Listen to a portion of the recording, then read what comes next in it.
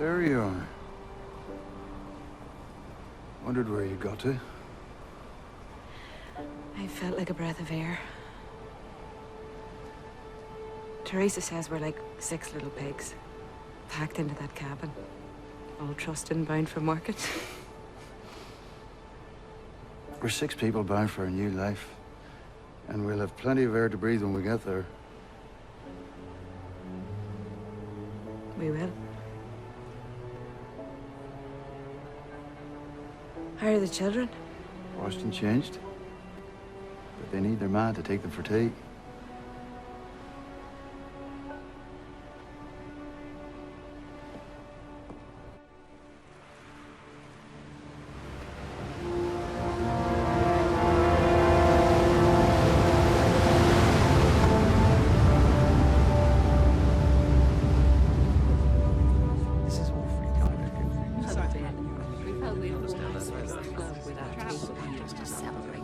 How did you manage to get rid of the dreaded Rushtons?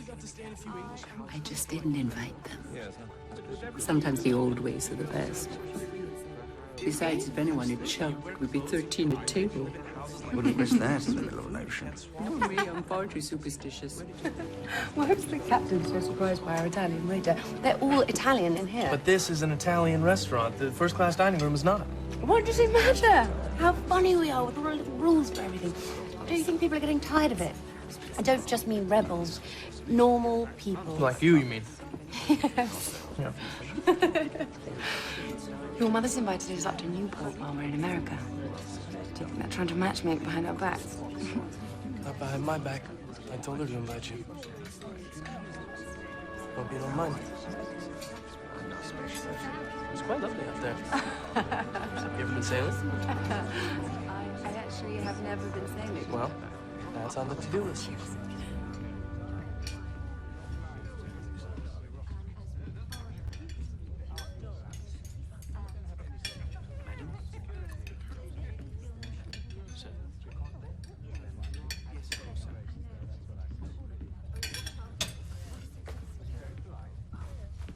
Very good.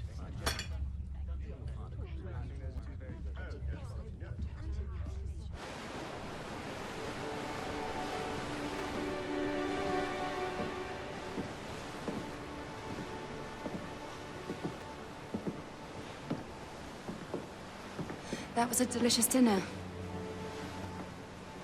You Americans are so generous to strangers. We English never are.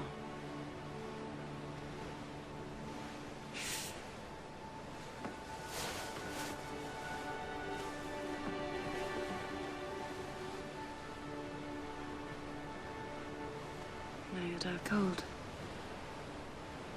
Not if you're near me. We're going to bed in a minute. Good night, Mama.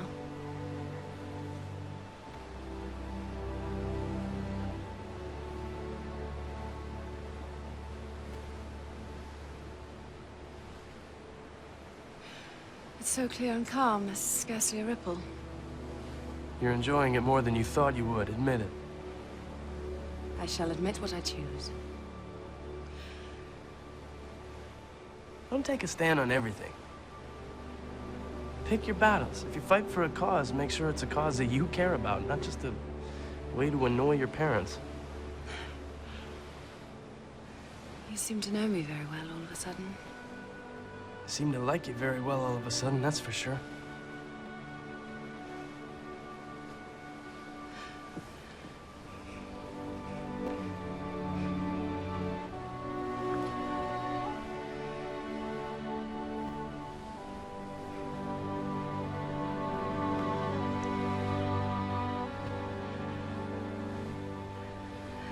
Well, Mr. Widener, now we have a secret. We missed you in the dining room. Well, I hope you enjoyed yourselves. Very much, thank you. That's my trick, and I will shoot the man who denies it.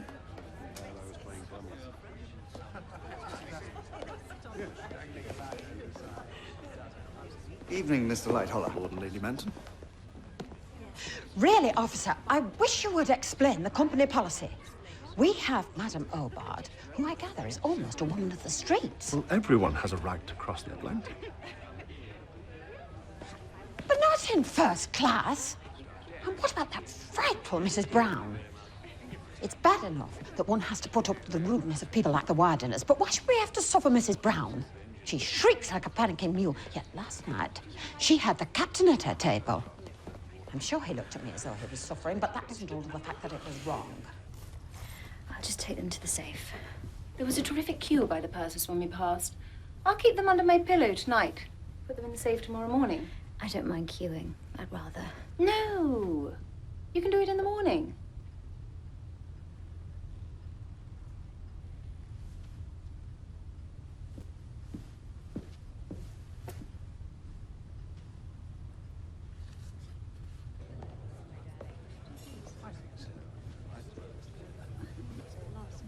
Have you given up your card game? No. I'm the dummy. Ah, I find that very hard to believe. Only for a hand of bridge. And don't you forget it. Oh. That tiresome Mrs. Rushton been giving you a hard time? Well, I'm afraid the passenger list doesn't meet our high expectations. Nor does her own background, if you ask me. Thought Americans weren't aware of such things. Oh, we're aware of them. We just don't care about them. Well, there speaks the voice of the future. I hope so. Or can't I say that? You can say anything you like to me. Miss Gibson, the maid for spades. It's your deal. Duty calls. I wish it didn't.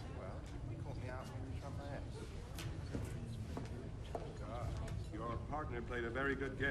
So you have something to live up to. Evening, Mrs. Brown. Good evening. There you are. You look kind of lonely in the dining room tonight. Should have come over and joined us. Oh, no. We were quite happy by ourselves, weren't we, Joseph? That's very kind of you, Mrs. Brown. Thank you. Is this your first trip to New York? For me, yes. But my husband is quite a traveler. Me too. I've been most everywhere. Heavens. What does Mr. Brown say about that? Not a word. He isn't with me anymore. Oh, I'm sorry. Oh, don't be. He's not dead. He's just having fun someplace else. Thank God he's got enough money. Neither one of us has to go short. How reassuring. I thought everyone knew my story. Is it a long one? Nope. Jim started out on a dirt farm in Colorado. Next thing you know, he's discovered gold, and we're loaded. Gives one faith in fairy tales, don't it? It certainly does. Why don't you go to Gaddy's with the rest of your table? Well, we weren't invited. Ah. They're lost. Really? It's like being forced to talk to some streetwalker from Drury Lane. And why did you have to tell her we weren't invited? Oh, because she asked. Oh, I'm going to bed. See you later. We never race. Let Cunard collect the blue ribbon. Well, I wasn't talking about racing, just making up a little time. At that rate, we could arrive half a day earlier. White Star offers reliability and luxury second to none. That's enough. A few hours here or there will make no difference. Oh, I think I can hear my bed calling. Good night, gentlemen. Good night. Well, we'll see about that. I have never seen such a clear sky or a calmer sea. I think we can make a little headway without frightening the horses. We have had some ice warnings, sir, from various ships in the area. Well, our course is well south of the ice field. Can't find the binoculars. Does anyone know where Davy put them? We'll send out a search party in the morning. Well, that's it for me. I'll take a tour, then turn in. I meant what I said. You'll let me know of any changes. Right, sir.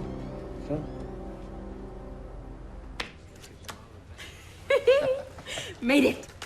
So that is 5 hearts achieved, plus 50 for the insult from this naughty man here. Whose deal is it? Mine.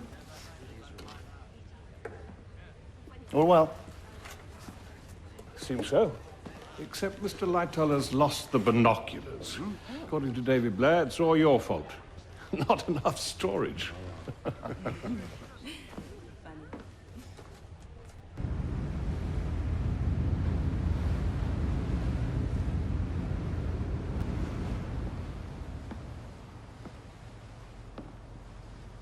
What are we running at now? Just over 21 knots. Captain will be pleased. I'm not convinced he's right. You heard Esme. White Star deals in luxury, not speed. Esme's an old woman. But why take a risk when there's no need to? What risk? The sea's like a mill pond. Exactly. That means no foam at the base of a rock or an iceberg. And they've no binoculars in the crow's nest. I think it's damn stupid. I should watch whom you say that to, Mr. Murdoch, or you'll find yourself in the brig.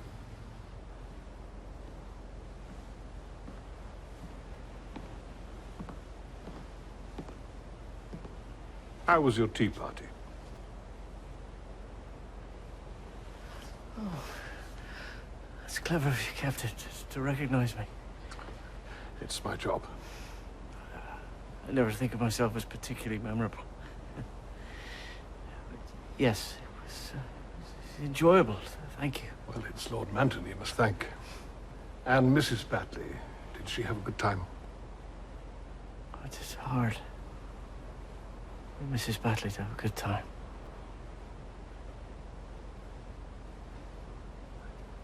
I don't know why I said that. I do apologize. Please forgive me. No, of course. Well, I'll say good night.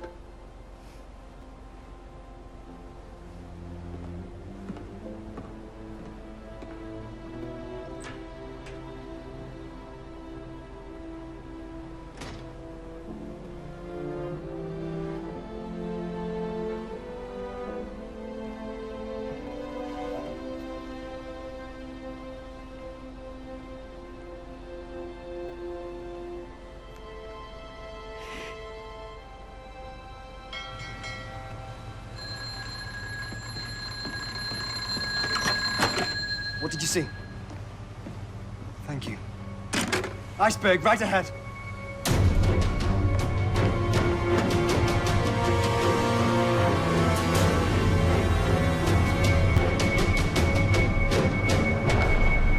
Hand to starboard! Hand to starboard, sir!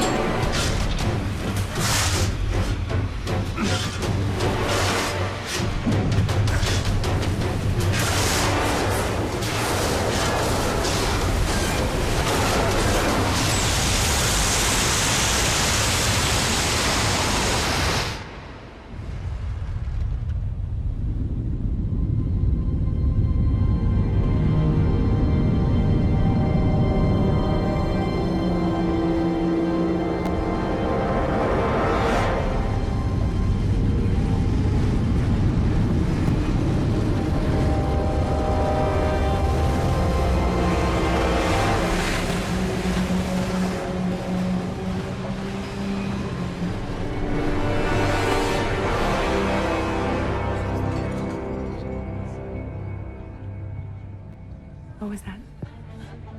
Nothing, sure. It's